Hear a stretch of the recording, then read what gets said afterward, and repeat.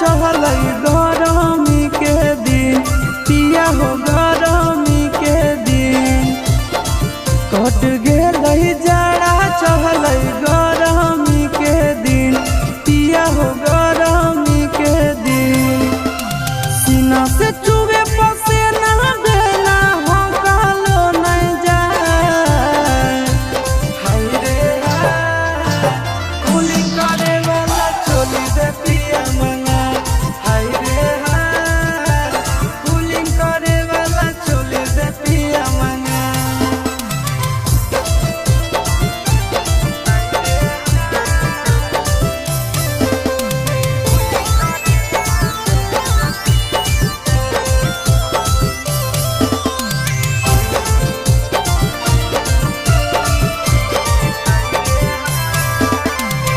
भिज जाए साया साड़ी भिजो है बदन पिया करहूँ फिकर तनियो तोरे हक धन पिया भिज जाए साया साड़ी भिजो है बदन पिया करहूँ फिकर तनियो तोरे हक धन पिया भीतर वाला बात देवरा से कहलो नहीं जाए हाय रे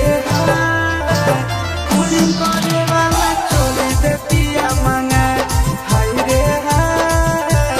कूलिंग करे वाला चोली दे पिया मंगा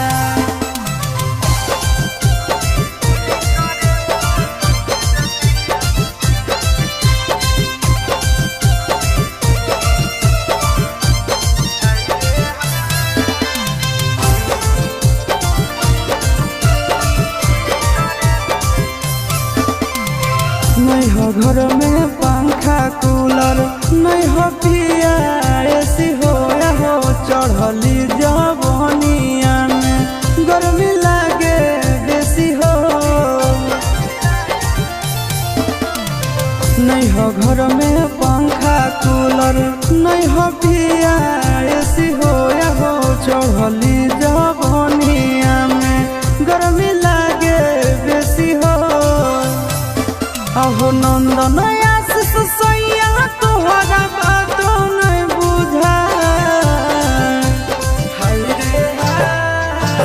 कूलिंग करे वाला चोली दे पिया मंगा हाय रे कूलिंग करे वाला चोली दे पिया मंगा दीजिए जी।